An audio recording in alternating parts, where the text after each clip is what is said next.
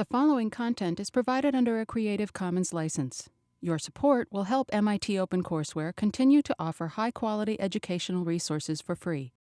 To make a donation or to view additional materials from hundreds of MIT courses, visit MIT OpenCourseware at ocw.mit.edu. We have today some distinguished visitors. Tim Ray on piano, Eugene Friesen on his cello, and they, along with another person named Greg Hopkins, form a trio called Tre Corda, named for one of the pedals on the piano. Tim may want to explain that. And as you know, they're giving a concert this evening, so you'll all be coming to that concert, and I'll give you, as I have before, the concert points to write your concert reflection from. I'll send that out later this afternoon. That's at Killian tonight, 8 o'clock, so you'll see the full group, but they're here this afternoon. So please give them a warm welcome. Thank you. Thanks. Thank you. Thanks. So we're really glad to be here, and as Mark said, we're playing the concert tonight. So of course, that's the first requirement for passing the class, is that you have to come. We always make that joke. Nobody laughs. It's not a joke. It's not a joke. Oh, that's why. That's why they don't laugh. Okay, now I get it. I'm very serious here. Oh, okay. Yeah. Just a little bit. We want to get into playing, and of course, get you guys playing as well, hopefully.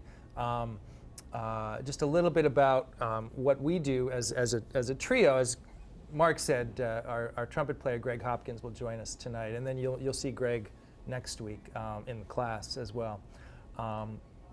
We're a trio. We've been together, gosh, I guess it's getting about 12 years now, the three of us, and it's an unusual instrumentation. I mean, at least unusual in terms of traditional jazz trios, because there's no bass, there's no drums. It's also unusual in a classical setting. Usually a piano trio with cello usually has violin, not trumpet. So we're a little bit of a hybrid kind of formation, and it's something I had the idea to put together, like I said, about 12 years ago. And a lot of what we do is we play music that we compose. Eugene and myself and Greg all write for this group. We're all improvisers, so of course improvisation plays a large part of what we do, but we also delve into classical music, we delve into jazz, Brazilian stuff, and that's all our backgrounds as well. I mean, myself, Eugene, Greg, we're all classically trained, then we're also, jazz players and do a lot of things, outside of this group as well. So, besides that, Eugene and I actually have a duo that we do. We're going to actually play a couple of songs from our duo repertoire, because it's a little hard to do the trio stuff without the third person. Although we might mess around a little bit later with that, get you guys involved. But anything you want to say? Sure. I mean, Mark just told us the first thing about what you guys have been studying so far. And how many of you would categorize yourself as classically trained musicians? Oh, okay. Well, that was my background as well. I was interested in pop music and rock, really, when I was in college. But I spent most of my energy in really practicing classical repertoire. And it wasn't until I got out of music school that I started to get a little bit more serious about doing the kind of ear training that you need for improvising. And for me, it's been a lifelong process. I feel like I'm still learning a lot about that, and learning to recognize chords and to learn how to contribute to a harmonic environment just by listening and by pitching in. And but I've also had a chance to do a lot of work with classically trained musicians who have never improvised before. And so of kids of all ages, beginners, middle school, high school kids, and even professionals who are really very afraid to improvise.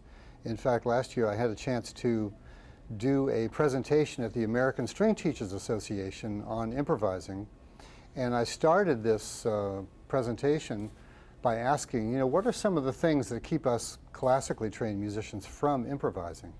And there were about 100 people or so in that room, and everybody had something to say. I mean, I didn't realize this could easily have been the topic of that whole presentation. People really inherit, I think, in our training, a tremendous amount of inhibitions Some of it is the impossibly high standards that we are kind of imbued with as students, you know, some of which, of course, is really good for motivating our hard work, but a lot of which really makes us kind of cower when we're in a situation where we're encouraged to be creative and play something that we haven't really rehearsed. And so that has been kind of the impetus of my teaching. And one thing that's really helped me is, you know, setting some guidelines that were comfortable for me as a classically trained player. So one of the first ways that I felt like I could improvise was a no wrong notes, completely open, free improv stuff. And I understand you guys get to do that each week with Tom Hall, right? And am I correct in assuming that at some point you do some improvising where you're not worrying about chords or scales or things like that? It's really most about interaction, right? And how it comes together rhythmically, maybe? I mean, do you work on the rhythmic side of things more that way? Or is it more intuitive kind of communicating? Could someone answer that for me? Different things and different exercises, I guess. So it's different all the time? Different guidelines for your improv that you do in there. Gotcha. Well, that was the free improv part of things, not worrying about notes, is a tremendous liberator for me as a classically trained player. And then the next thing was playing diatonically, learning how to create something that really had heart, that had shape, that had personal expression for me, but that was kind of limited in terms of how it wandered from key to key. And maybe we could play First Ride as an example of that. Sure, yeah, that's great. Yeah. Yeah. I don't know where Tim wanted to go with this. We're just kind of winging this, but for me, this piece that we're about to play was really one of the first improvs that I did that was a real successful cello and piano improv. It happened to be recorded in a great cathedral in New York, St. John the Divine. And it had such a kind of formal quality. It's something that I wanted to play in concert, so we transcribed it. We went back and listened to the recording and really transcribed it. It's like, you know, when you have an improv like this, it's kind of like capturing lightning in a bottle in a way. And if you want to duplicate it, you know, you can take some of the themes and stuff as starting off points, but in this case, it seemed to work so well as kind of a thought through thing that we play it as close as we can to the recording as possible. Now, the piano part is pretty much Tim's invention. You know, what he had from the transcription were a few right-hand lines that Paul Halley, the original improviser, improvised. But the cello part is really, it's written. It's the same cello part that I originally improvised. So this is called First Ride.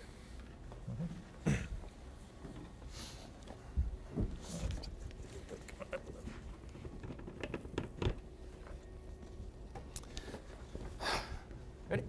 Yeah.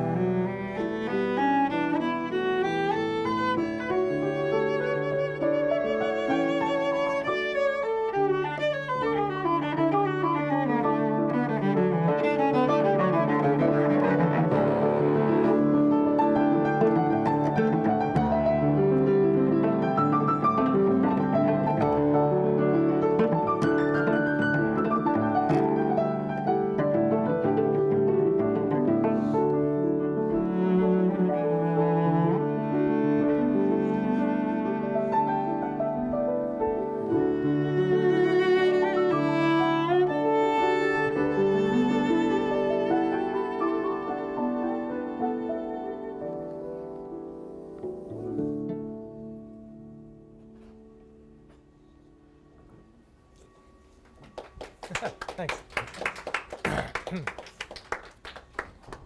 Thanks. And the construction had the third in that chord. I don't know if you caught that. Whatever that machine is out there.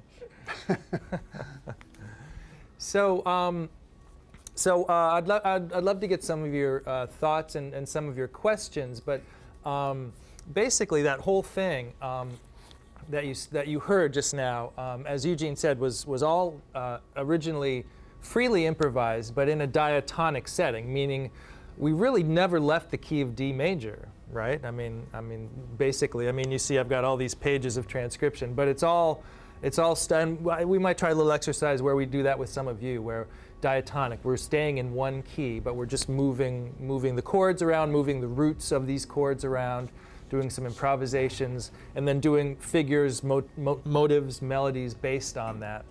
Was there any questions, any observations, commentary, criticism? Yes, Adrian. Adrian, thank you. Yeah. And I was wondering, I guess, whether there was some sort of design framework that had been pre-planned, even some chord progression that you guys Nothing. everything was just Yeah. Yeah. Thanks. Yeah. So cool. Yeah. So the original theme actually reminded me a lot of Canon and D. Of Canon and D. Yeah, where you started. It's actually, I think it's probably the same. Is the melody. And yeah, I don't know if it's because Mm-hmm. That might have had something to do with it. I'm sure you probably know, as you know, as when you're improvising, you're always drawing from things that you know, drawing from music that you've heard, drawing, of course, from the people around you who are improvising as well. And so, yeah, there's certainly plenty of times when I'm improvising and I'll play something and I'll be like, oh, I think that was the theme song to some TV show from the 70s, or without really intention. Obviously, jazz players will intentionally throw in little quotes, for humorous effect, but oftentimes they don't come out intentionally. They just come out, and that's sometimes that's the fun part of it, is like the discovery part. I've heard it said, "You are what you eat." You know that expression? Certainly true for us improvisers. What you know and what you listen to, really plays a huge part in what you access when you're really and truly improvising. Right. There's another thing that I might mention about this particular piece is that, at least for me, there was something about the acoustics of the cathedral that really activated my imagination in a different way than it had ever been before. The way that the cello just rose up in the room somehow shifted my focus from me and from my technique to the room. It was almost like there was this other kind of presence in there that I was tapping into, and it was an important experience for me. And oftentimes when I'm in an improvisational situation, I place myself back in the cathedral because I really felt like that was where my voice as an improviser was born. It was the first time I had that experience of really being the music and not being a cello player or even being a person, Yeah, interesting. Any other comments, questions? Yes. It's not really a question, but after hearing that you said that your only design was fit to key, it's really inspiring that you managed to come up with something so varied and so really interesting to listen to that. Because I really like the idea of trying to improvise like that. Just that simple idea, and I don't know, I guess that's like my favourite way of improvising, but I always find that it's a struggle to sort of come up with a whole variety of interesting things, maybe just from that simple beginning. It's really, really cool that you guys can do it. Can you hear what he's saying well enough? Yeah. Yeah. Maybe one of the things he's hinting at is that the power there is in limitation. When you really set boundaries about what your language is going to be, sometimes that can be really liberating. And in my case, with my limited improv skills, at that time, that was in 1986 when we did that. I was really a pretty new improviser then. The fact that we were in an environment that where I could use my open strings, my harmonics, you know, I knew what key we were in, really helped me so much. There was something about that that just calmed me down, and I think that that calmness and the incredible acoustics of the place helped for this kind of magical moment to happen. Because it's a special moment, you know. A piece like that is something that really captured our attention in a special way, and that's why we wanted to transcribe it. That doesn't happen every time we sit down to play something that compelling. But it is amazing what can happen with kind of a limited, you know, palette of harmony, I guess you'd say. How that can ignite this kind of passion and feeling of warmth and rapture, and what are some other adjectives you would use for that music?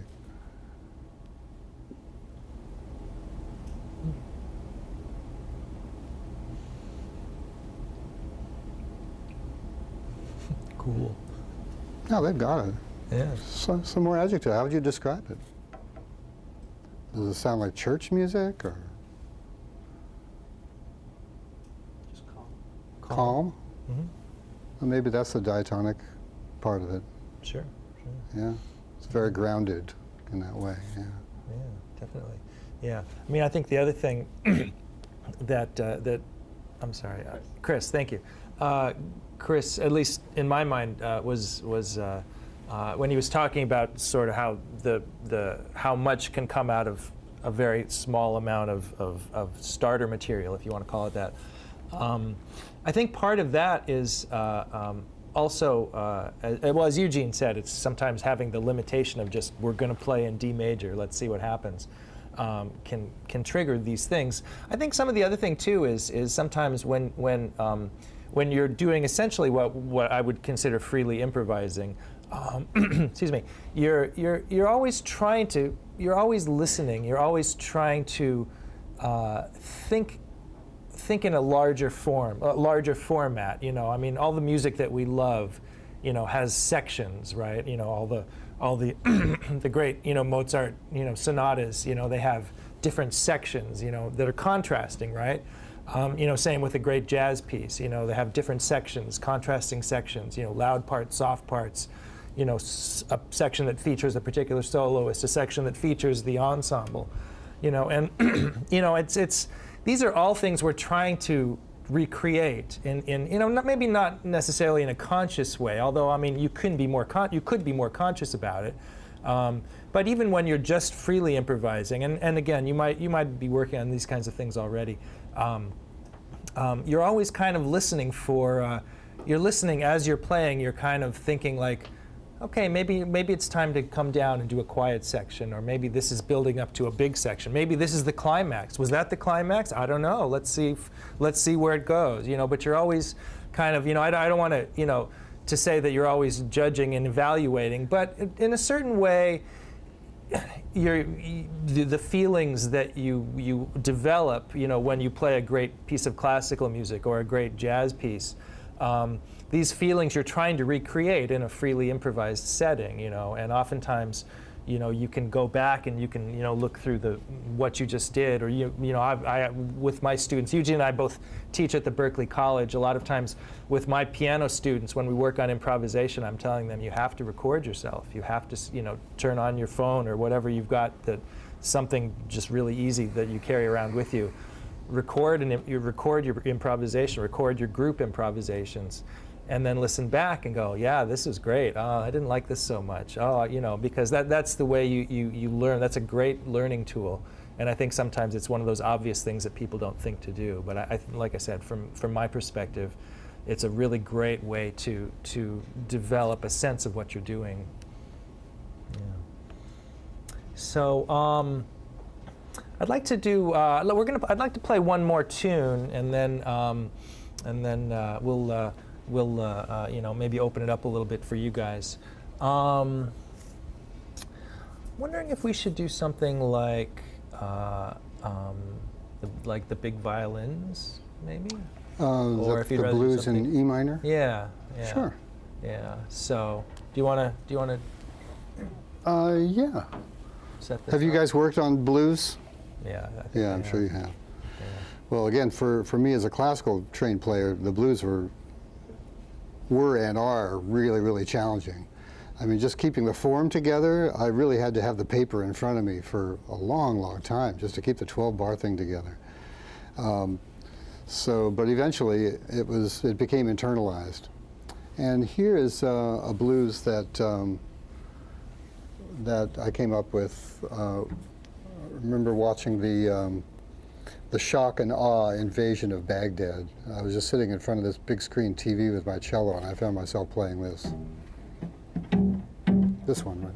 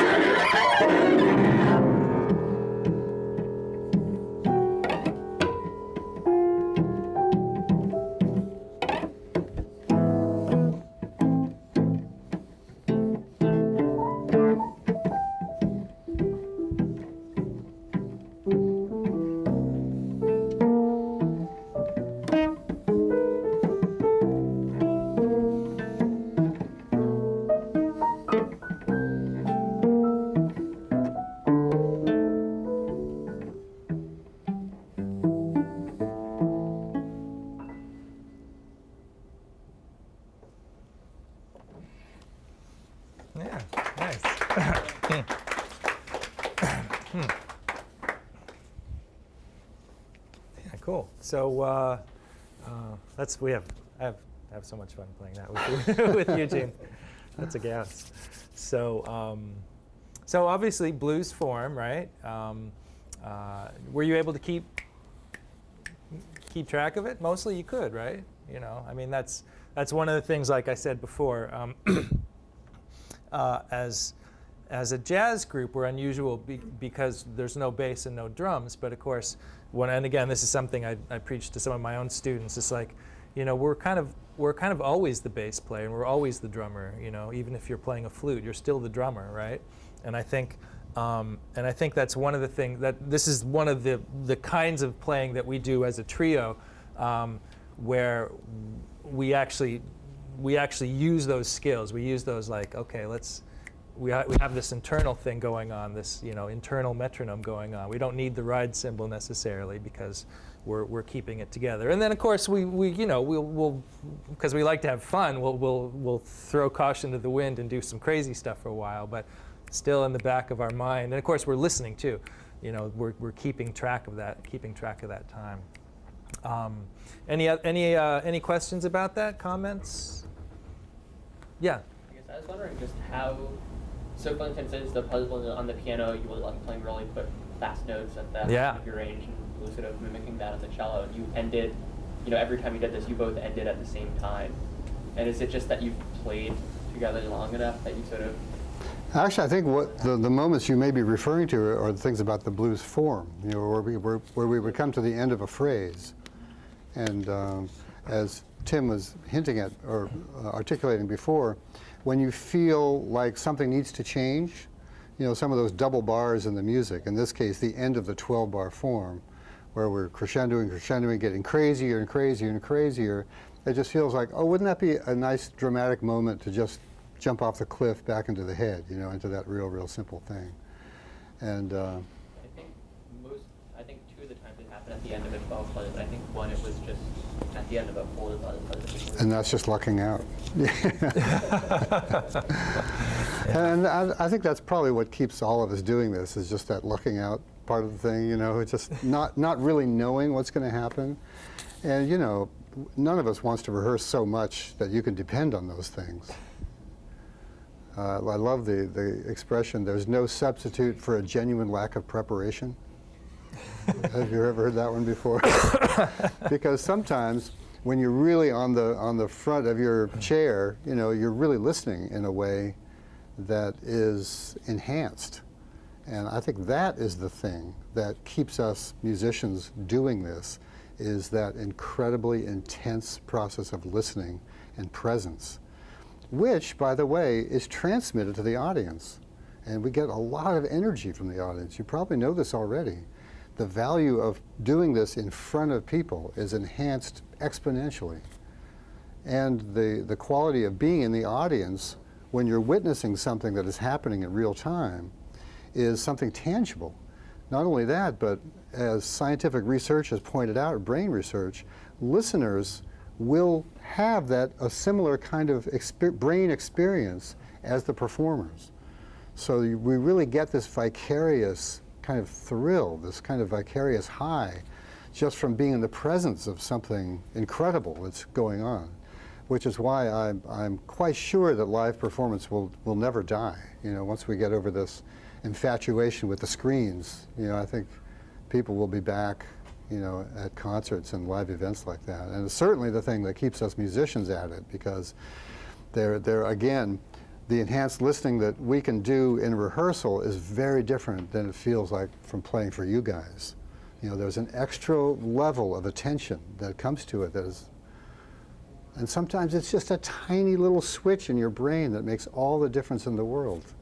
It's so amazing. You probably know this from the musical work you've done or the writing you've done. You know, sometimes you'll sit down and your body will just type something really cool, you know, and you didn't even mean to do it. It just kind of happened. You can't force that kind of thing. Yeah, absolutely. Well, where should we go from here, Tim? So I wanted to do this, actually. I wanted to hand out, because I know some of you have to leave early. So my thinking for, because of course, you know, it is school. You do have to have an assignment. So I'm going to hand out a tune, and I want to get back to the improvising in a diatonic setting that Eugene and I were doing earlier, and that's what I want to do kind of with some of the rest of this class. But for the assignment, I actually want you guys to work on something similar to what we were just doing. We have a song, I'll pass it out now. We have a song in our trio repertoire called Cargassian, and this is it. Oh, cool. I love this. And basically, what I would like for you to do with this, and you can check that out. This is actually written by a trumpet player, Greg Hopkins.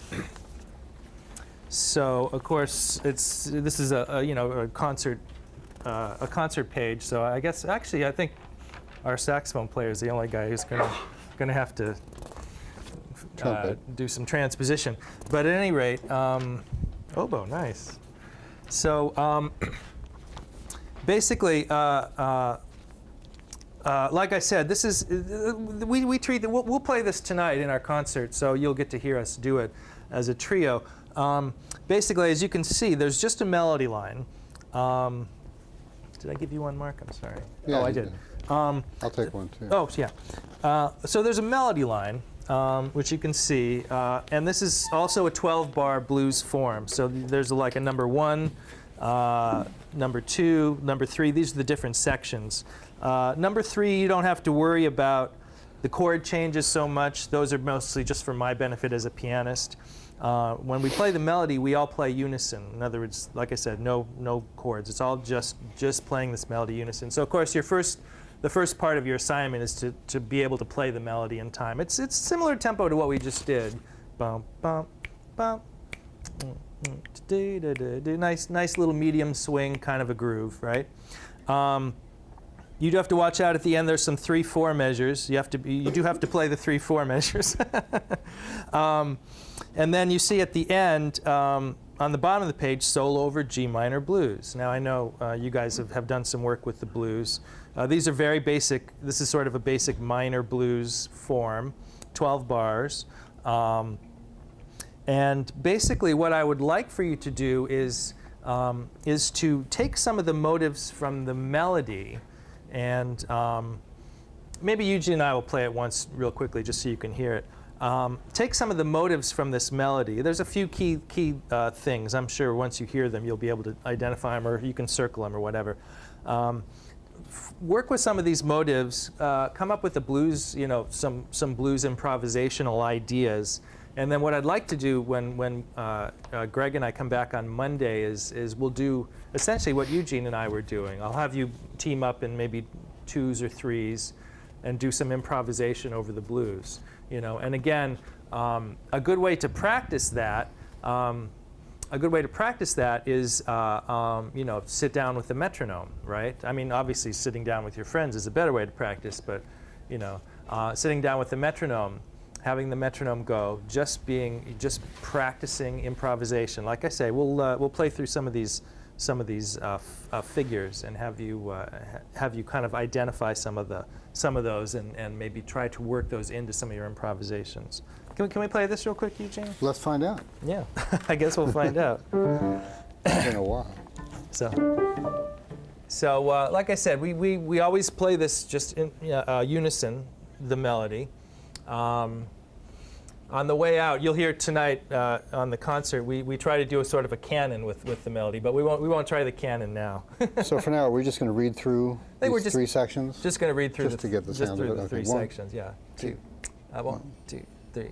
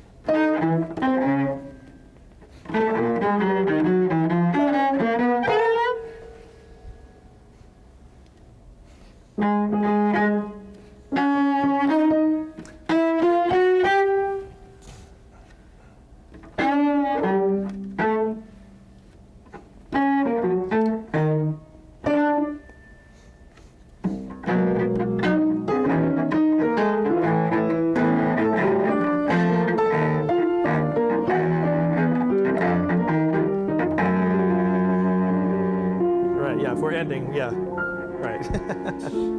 End on the nice diminished chord. That's what they always teach you, right? End on a diminished chord. Good compositional practice. Isn't that a great melody? Is that a nice I mean, melody? that's like just the coolest Buddhist design ever. That's like a haiku. All that space, yeah, all that space around you. Why you put in bar lines even? Like, Yeah. What's the point? Well, I think the point is that we always are really aligned. I mean, we feel the beat together. So, I mean, you have to, right, to play that. Yeah, you have to, but how do you? I don't feel the bar lines at all. Don't you? Well, great. Yeah, that's good. We like that. As Tim mentioned, we often do this in unison, and we'll play it as a round at a bar and at 2 beats. Is that how we do it? Or at 1 beat? Yeah, we start off, the 3 of us on the way out. Yeah, we play it unison to begin with. Like I said, coming tonight, you'll hear it. Then we do the improvisation, which is like, whoops, I think I lost my microphone. The improvisation, which is all 3 of us improvising at the same time. It's not really like a typical, one person's a soloist and another person's an accompanist. It's very efficient time-wise. Yeah, it's true. Yeah, makes for a nice short presentation. And then on the way out, yeah, as Eugene was saying, we do a round. We start off trumpet, and then 1 measure later is you, right? At the bar, right? Yeah, one bar, and then piano comes in 1 bar later. So you get sort of this round effect. And then when we get to section 2, we condense it to 2 beats. So. Oh, right. And then when we get to section 3, we condense it to 1 beat, so we're only separated by 1 beat apiece. It's kind of fun. It's sort of it's a fun game. Yes. Why did you decide to, for example, in measure 7, why did you decide to write a C flat instead of the enharmonic B natural? That's a very good question. I mean, you might have to ask the composer, Greg, who's not here. My guess would be, although there's no key signature, I mean, I think of this as in the key of G minor, which has got flats, so I think that's probably what he would say. Although, again, not having a key signature, that probably doesn't make a lot of sense. I don't know. What do you think?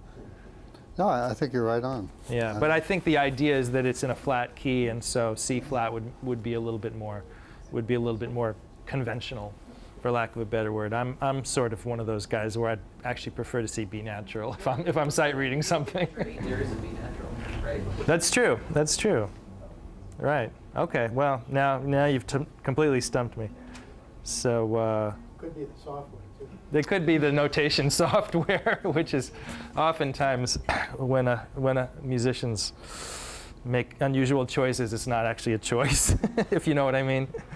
Can I just make another point? I think this would be interesting to ask Greg about when he comes on Monday, because actually a lot of these phrases in number 1 and 2 seem to be almost 3-beat phrases, if you look at it. That's true. Because it sort of anticipates where it goes into 3, per se. So it's an interesting cross-rhythmic, kind of bi-rhythmical Yeah. piece, or whatever you want to say. Yeah. Yeah, I would agree. Yeah, you're right. They're not typical phrase lengths. Yeah, they're a lot. Yeah, you're right. There's a lot of 3s going. 3-beat phrases. And anyway, the other thing I just wanted to point out quickly was just like I said, you see, obviously, if you're looking for motives to grab onto, I mean, well, I don't know. Maybe you can tell me what's one thing you might circle if you were going to try to pick out things that make this melody unique or different or interesting.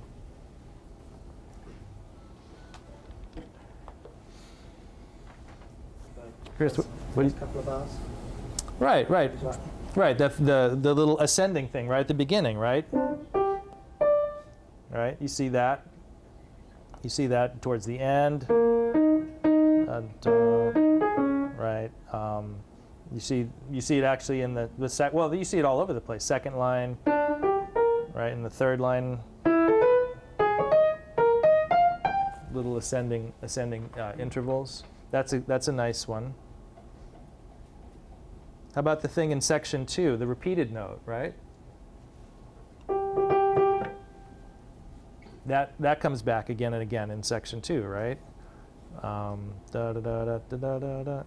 And then the other thing I would point out would be maybe this sort of quarter note triplet thing, right? Which comes in once and then in the first section and then comes in again in the second section. Da da da da. Again, these are all you know, things you can try to incorporate into an improvisation. So yeah, like I said, this will be I think will be an interesting thing to work on, and we'll get you guys playing on this tune on Monday. Cool. So let's see. Oh right, the getting back in kind of the diatonic thing. I wanted to do that. Get you guys playing a little bit. So I guess I'll hand out this thing and then Okay. yeah. So basically, I mean, this is something you probably don't even need to look at, but what we're going to try now, get into a little bit, is just G major. We're going to spend some time in G major. So I hope you like G major. Conveniently transposed to A major for those of you who don't read. Did you do the transposition yourself? I did the transposition Wow. myself. This was not done on a computer. By hand? This was done by hand, the old-fashioned way, Awesome. using needle and thread. Anyway, like I said, I don't even know necessarily why I'm handing this out, because I'm sure you guys all know what a G major scale is. But well, Mark doesn't. Yeah, we'll get Mark clued in.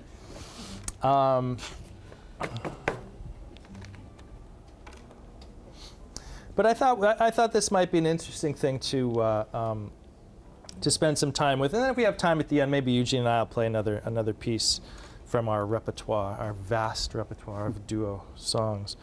But basically, like I said, the whole idea of doing improvisation in a diatonic setting, which as you heard from the first piece we played, can really go as far as you want it to go, or can stay kind of small.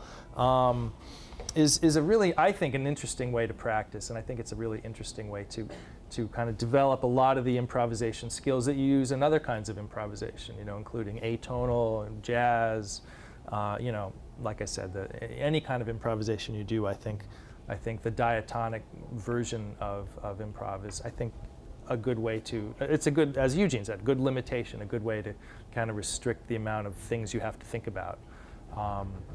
So, it sounds like somebody's knocking on the door. So let's do this. I haven't really necessarily planned this, but I'm going to do this. Let's, Eugene and I will do a little bit of a G major improvisation. The other thing I'll point out on the bottom of this page, again, these are all diatonic chords based. Maybe, Chris, you're a piano player, right?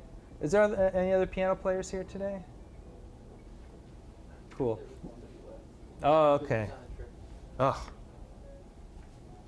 All right. But for anybody who's doing chordal instruments, I see the banjo and the guitar. Obviously, one of the things, and of course, Eugene is as well, well versed in playing chordal accompaniments, probably more so than pretty much any other cello player I've ever met. It's one of his strengths. Again, something you'll see more evidence of tonight in the concert. But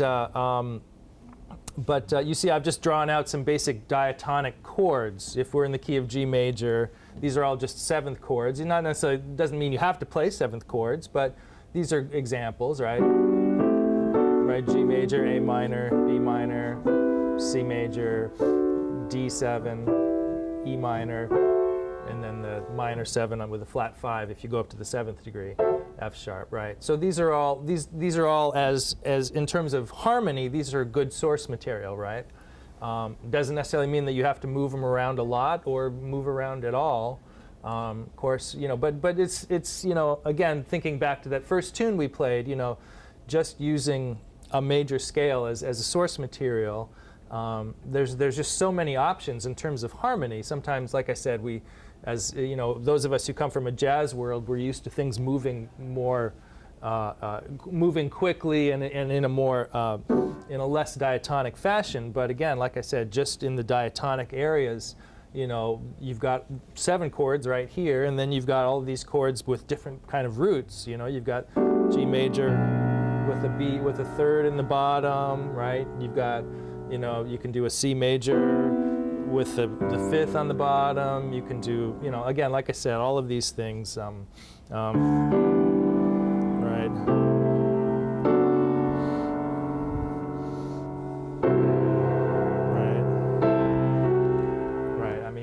You've got a lot of, you know, even just in the diatonic realm, you've got a lot of options as chordal instruments. So so let's do a short little improv in G. Can we do that? Yeah. And then we'll get you guys to come in on this.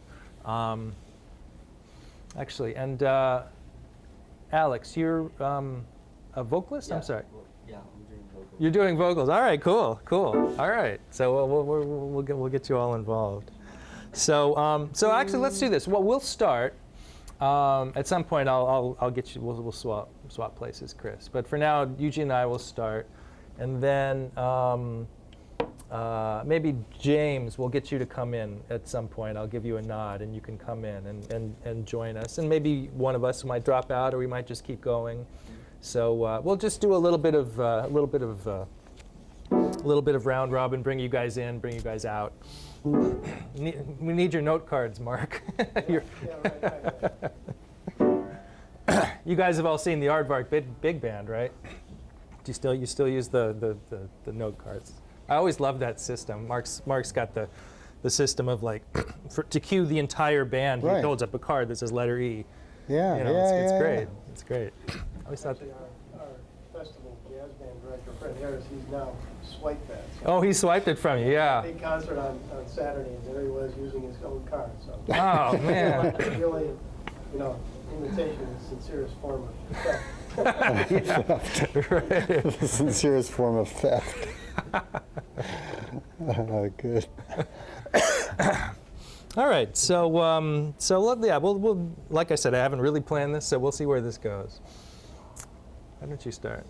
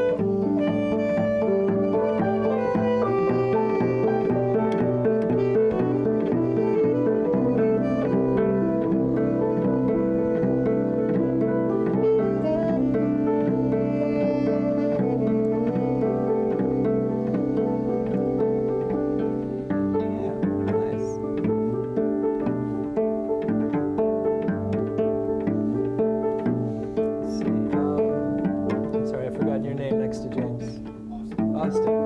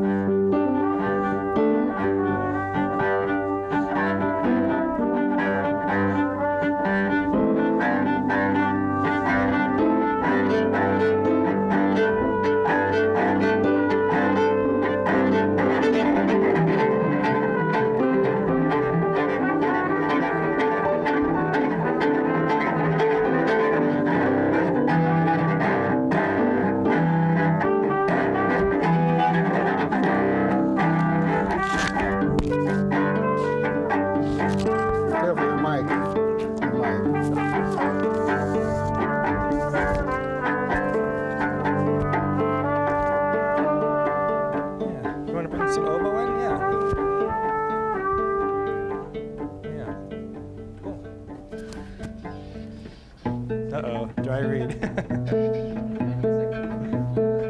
That's okay. Adrian, can you come in on some guitar? Oh, I'm sorry, you're Adrian. Yeah.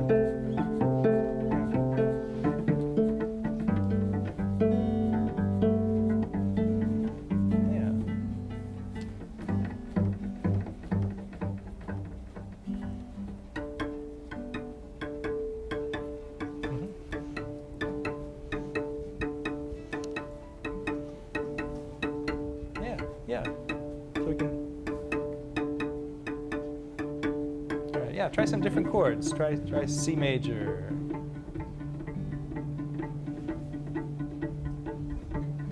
Yeah. All right, cool.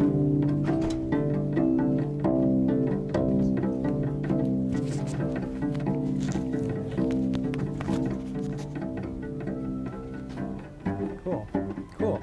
Can we get some flute? No, she. Yeah.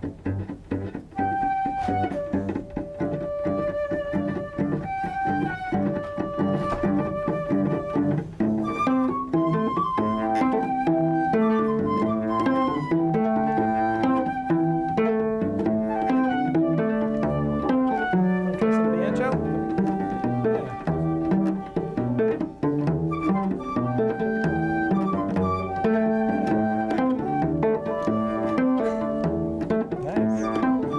Yeah.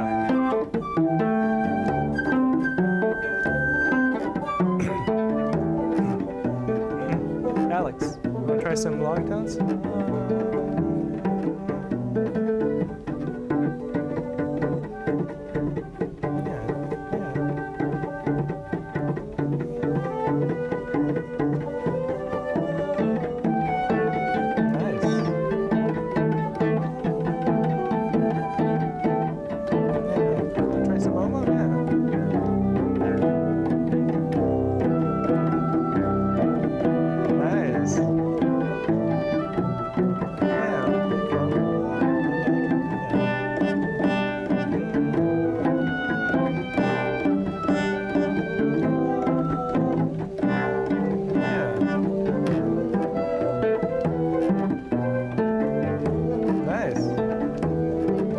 try some flute, Adrian?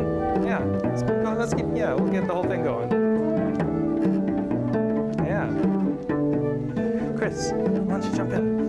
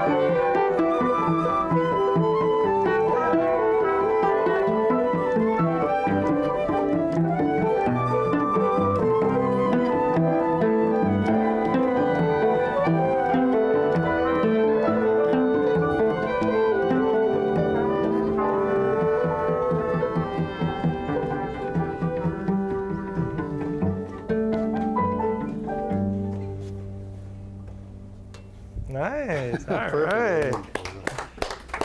Beautiful. Yeah, that was great. That's great. Yeah, it is. It's hard to jump out there, right? It's hard to like I know, especially when your reed's not wet. Then it's really hard. But no, seriously though, it is. It's hard to put yourself out there sometimes.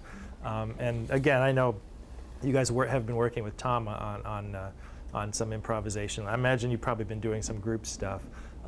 Which is there's always a little safety in numbers kind of mindset, which I know is totally cool. But you know, frankly, what's nice is that I could tell you guys we're all listening. You're kind of trying to kind of find the groove, find the place to go, find the place to be where you're not sticking out. You're contributing without going too far. Which is great. Listening is obviously one of the biggest things. You have anything you want to try with these guys? Oh, sure. We have a whole room full of musicians who are versed in G major. Oh, I know. That's so great. Yeah. I might just say that in terms of you are what you eat. I've always been intrigued with how to practice to become a better improviser. I mean, at first I thought improvising was just a state of being. It really was not anything you could prepare for. But that could not be further from the truth. Preparation plays a huge part in being a good improviser. So sometimes I think about it using, if you think of your brain in two different parts, the left brain and the right brain, you think of that left brain as being the kind of rigor part of your brain, the part of your brain that kind of is curious about music, odd meters, scales, seventh chords, dominant chords, chord substitutions, diminished chords, diminished scales. All these things are exotic foods that are just very enjoyable for us musicians. We get fascinated with them and we want to spend time with them. They're like my kids when I got them art supplies. They would not only use the art supplies as they were intended, but of course they wanted to taste it and put it on the walls and on their clothes and on your clothes. And it was everywhere. They wanted to be a full body sensory experience. And it was something as kind of elemental as a major scale and the modes of that scale. Each of these modes and each of these keys are things that you may understand quite with facility, at first glance, and yet there's no way of predicting how your understanding of them will be enhanced by your spending time with each one. So, for example, I have a CD of drones. It's just, maybe you have these too, it's just, a root and a fifth and a couple of different octaves in all 12 keys, and each track on the CD is 6 minutes long. So one day I might say, okay, today's Phrygian day, and I'll go through and I'll just, just let the CD roll, and I'll play 6 minutes, improvise in Phrygian mode through all 12 keys in that day. Just as an example of how you can use drones, a very simple example. But I think what I wanted to say mostly was that your curiosity and your loving attention to each of these musical elements is something that goes deep inside your being, inside your kind of inner musician. And then these become the tools that you use, the colors that you use to really portray your expressiveness, you know, when you're in a situation that you can access these things intuitively. So one of the things that I've really loved is odd meters, for example. I've been fascinated with odd meters, and we haven't really spoken about rhythm that much, you know, but really the success of this improv that we just did was really mostly about this little motor that we set up at the beginning of it, and varying it in so many different ways with syncopations and keeping it moving along. And using the odd numbers in rhythm, I think that there's a lot of power and a lot of energy in there. So we could think about 3, for example. You know, even 3/4 is such a magical kind of place to be in, because with quarter notes, with 4 16ths in each quarter note, we have 12 16ths in each bar. And 12 is a great number. It not only has all this astrological significance, you know, but of course it's divisible by 2, 3, 4, and 6. So for us musicians, there's just a whole storehouse of energy and rhythmic tension and propulsion available with that number 12. So let's take 3/4, and first of all, let's just play some kind of pattern that where you're subdividing with the quarter pulses. So you're doing. Can you play along with me?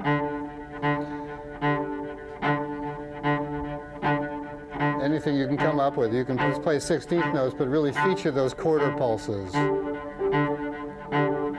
I hear all the 16th notes, but just accent the quarters? Keep going.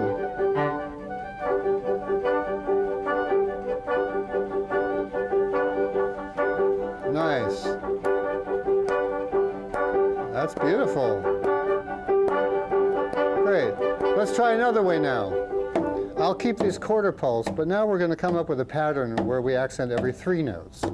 This is essentially, we're going to be playing 4 groups of 3 notes in the same amount of time as we were playing 3 groups of 4 notes. You follow? So we were doing 2, 3, 4, 1, 2, 3, 4, 1. Now we're going to do 1, 2, 3, 1, 2, 3, 1, 2, 3, 1, 2, 3, 1, 2, 3. So find a 3-note pattern where you can really feature the first note of each. Go ahead. 1, 2, 3, 1, 2, 3, 1.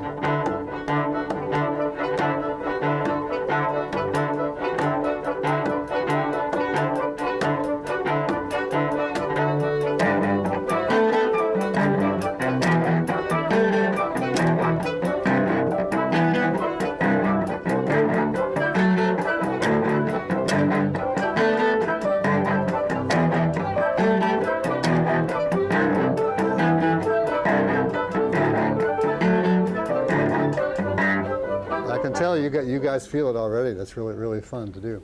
So let's see if we can do a little round where we'll start with the people doing the quarter pulses, and after, let's say, 2 bars, the other group will come in with the quarter pulses while the first group shifts to the 3 pulses, okay? And Chris, you could be on this side, up through, let's see, 1, 2, 3, 4, James. Yeah, up through, yeah, Jacob, and then the rest of you are in the second team, okay? We'll start 2 bars of 3/4, doing the quarter pulses, and then we're going to evolve to the 3 pulses, the dotted 8th note pulses, while they come in with the quarter pulse. Clear? 1? Sorry, not clear. So what's going on? After 2 bars, you come in with a quarter pulse figure. And then they'll switch. They'll switch when you come in, Yeah, and we'll just stay. and you'll switch after 2 bars. You're going to go to the dotted 8th note figure, the 3 figure we just did. What do we do when they switch? We just cycle. Okay. We'll just come back to what we were doing before, okay? 1, 2, 3. 2, 2, switch.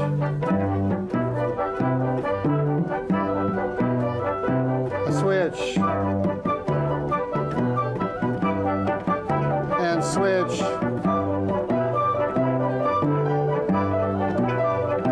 Switch.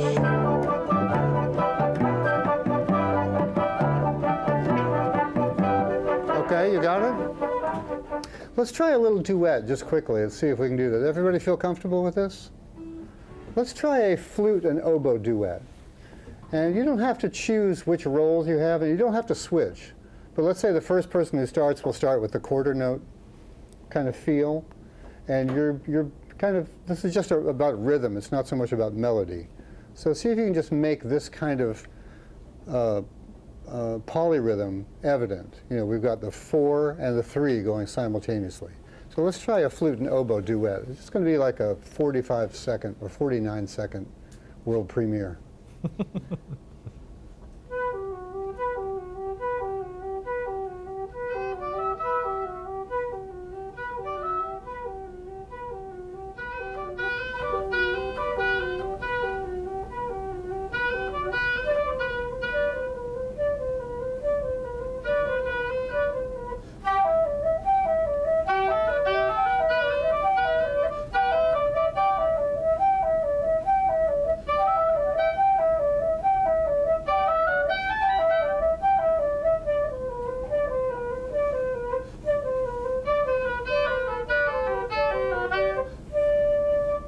That's it, yeah, guys. Good for you, yeah. It's not, you know, what do you think? Sorry? Do you like it? Yeah. It feels like a template. I feel like if we Exactly. we're very used to this, we could do lots of innovative things sort of once this becomes second nature. Exactly right. It's a template. That's a great way of looking at it. Let's try another one of these. Let's try a James and trumpet duet.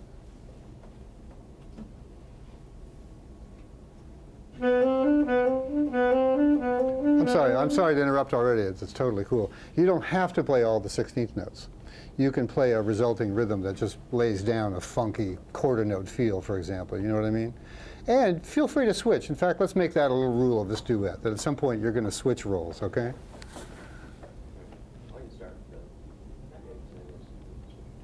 Don't try to plan it out. You'll just screw it up.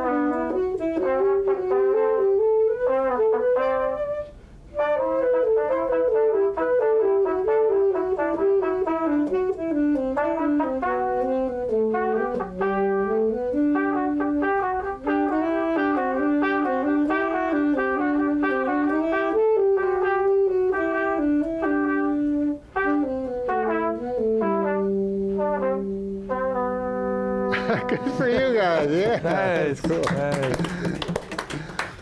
What I love about too, and we haven't talked at all about, and that is how to make an accompaniment, you know, in a kind of pure and very exposed setting like this. And you guys are really good at that already. I found you kind of gravitating toward that kind of melody and accompaniment kind of role between you, which is a great musical instinct. I loved how you did that.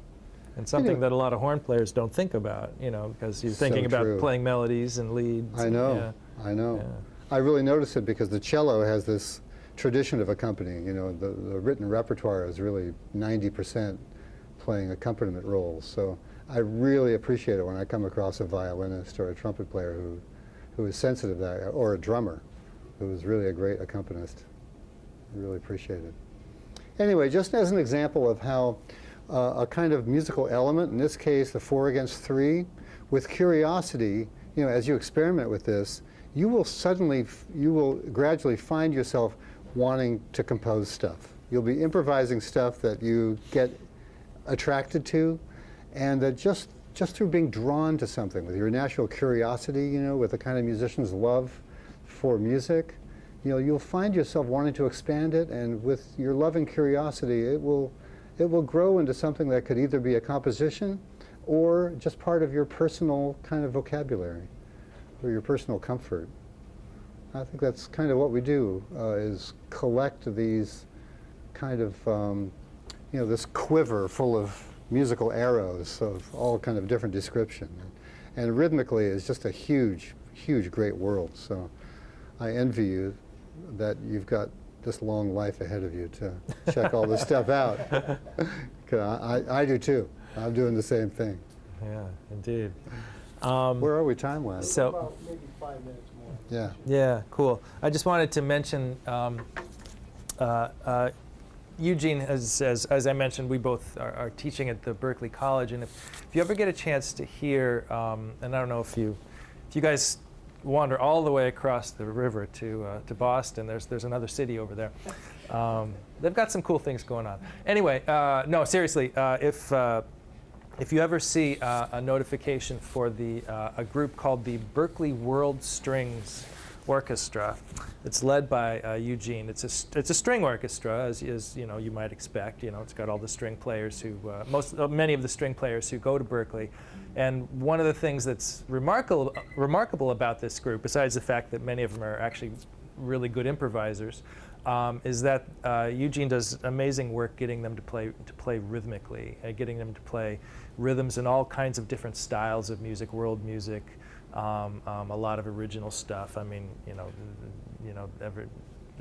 a lot of remarkable repertoire that they do. But like I said, a lot of it is based on a lot of, at least my concept of what Eugene does is based on working with rhythms with this ensemble, and it's without a doubt worth checking out if you get a chance to see that. One of the ideas of the group was to activate, the great world of rhythm, especially from Africa and South America and North America with jazz, and well, all over the world, without a rhythm section. So all the rhythms are really spread out and written into the parts. So that there's this great interlocking, hocketing, and all the parts are rhythmic and I think pretty fun to play. And that's the experiment, making rhythmic use of string instruments. So we just have a few minutes left. Is there any other questions? Yes. So I was talking to someone the other day about perfect pitch. There's this notion that like some people have like inborn perfect pitch, and they like are from birth are sort of annoyed if something is like a couple cents sharper than they remember it being, something like this. And I mean I don't have anything like that. But as I listen to more and more music, like I get sort of more and more like the different like pitches start to feel different, and like they have like these distinct sort of personalities. And I mean you haven't talked about this much, and I haven't heard people in improvisation talk about this like at all. But do you use that kind of thing? Do you feel like the pitches have different feelings, colors to them that you can use? The same thing maybe transposed up a couple steps would feel different. Mm-hmm. Mm-hmm. Yeah, that's an interesting question actually. I do. I mean, I feel like different notes, different keys have different feelings to them. I mean, I'm one of those people that has perfect pitch. I don't necessarily, to get back to what we were saying originally, I don't necessarily know if a piano is tuned at 442 versus 440. I'm not. Maybe there are people that are that tuned, and I'm not. But I suspect most people aren't. But yeah, it's something, and it's interesting too. The other thing I was thinking about as you were talking was from an improvisational standpoint, because people have sometimes come up to me and they said, so they asked me, do you have perfect pitch? I said, well, yeah, I do. And they go, oh, that must make it so much easier to improvise. Like, well, no, it's not that easy. It's not that simple. And I know, I mean, again, only speaking from my own experience, it does help in some small ways, I suppose. If Eugene and I walk out on a stage and without talking about it, he just starts bowing a note, it will help. Having perfect pitch will tell me, oh, he started on A flat, But once he starts playing and I start playing, you don't think about perfect pitch. I'm not analyzing you know, oh, his D is a little sharp. I don't know. It's going to bug me. It's like, no. I'm not going to. If I were to try to be that analytical in the moment, it would drive me nuts. I mean, I was more talking about like aesthetics. I was more talking about like what sort of bearing does the aesthetic of different keys like have on like your feeling. Well, in my case, you know, my experience of music is related to the cello, because I've had this thing in my lap since I was 10 years old, you know. So when I hear a note, I can kind of imagine where it is on the cello. And that's the way that I know what note it is. But it's also the way that I can visualize how a melody, what key a melody is going to sound good in, is because of how it'll sound on the cello. Yeah. Yeah. And I think an interesting way to play with that is to transpose as much as you possibly can in all 12 keys. You know, start with a simple melody and just the head of a tune, or a 8-bar phrase, or a 16 bars, and try playing it in all 12 keys. And take your time.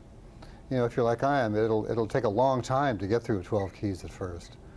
But eventually, you know, you begin to kind of open to how the intervals work and hear how your instrument sounds in all those 12 keys. And that's another way to sensitize yourself about how you react emotionally to what key something is in.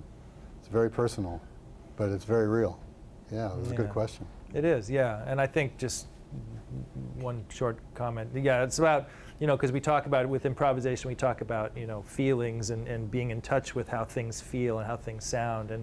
And you know, I think the key that something's in is one of those things that helps, that gives you information. You know, if I sit down and play, you know, a B minor chord, that's going to give me a certain feeling that would be a little bit different if I played an A minor chord or a B major chord, right? So that's, yeah, it's all kind of gets mixed in, for me at least. The key something is, it gets mixed into how I approach it as an improviser, and which is why what Eugene said is a great idea. You know, you learn a tune and you say, okay, cool, I'm feeling really good about playing blues in F. Yeah, and I try, you know, and then try blues in D flat. It's going to feel really different. And I mean, partly because you probably don't play in D flat as well as you do in F, but partly just because it's going to sound different. So I hope that answers your question a little bit. Yeah. Any other, yeah, Adrian. So you mentioned like you Yeah, I'll let you sit down. play against the drum and stuff. Do you have any other like sort of useful exercises, even for the piano kit, would you just sort of like practice certain improvisation skills? Yeah, exercises for practicing improvisation. Yeah, like for, you know, practicing some certain aspect, listening or like coming up with Right, yeah. There's so many. I mean, there's some great technology too you guys have probably checked out, right? I mean, everything from a looper pedal, so you can make your own loop and practice along with it, to Band in the Box and iRealB, right? The iPhone app where you can play any tune in any key and any tempo. Those are all great things. I think it should be driven, my personal opinion, it should be driven by your curiosity for what you really love. You know, anytime it becomes an intellectual exercise, something to be aware of. You know, I would counsel to gravitate toward things that you're really truly drawn to, you know, with your emotional, that gives you an emotional response. We talked about I talked about one side of the brain, the rigor side of the brain, and the other I sometimes refer to as the surrender part of the brain. In other words, when I improvise, I often place myself in this kind of more open mode.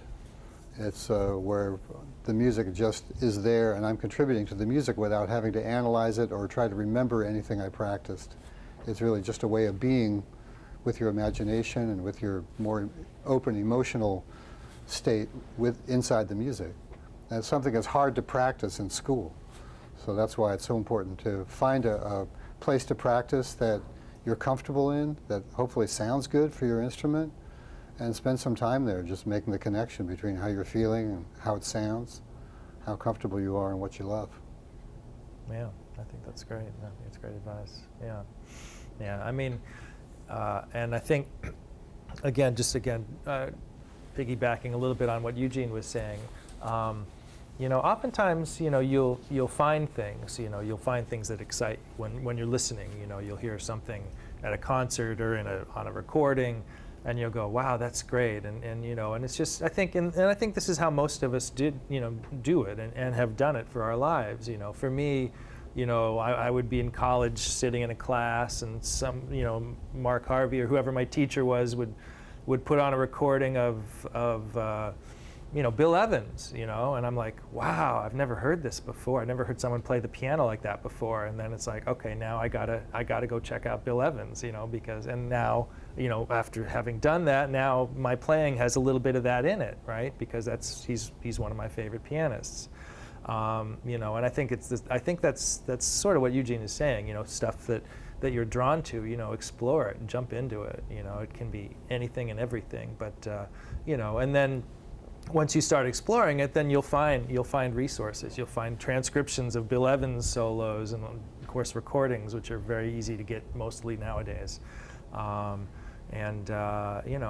Like I said, there's a lot of good resources out there for working on improvisation. But yeah, just find things that you're drawn to, even if it's just 6 measures of a John Coltrane solo. It's like, I love those 6 measures. I got to learn those 6 measures. I got to get them. I got to have them, and you learn them, and you start playing on them, or it could be anything. So. The stranger your interest, the more interesting of a player you'll end up being. It's true. So cool. You are what you eat. Watch your diet. Watch your diet. So. That wise words that we have to add. So let's give that a Thanks. Nice to hang out with you guys. I know.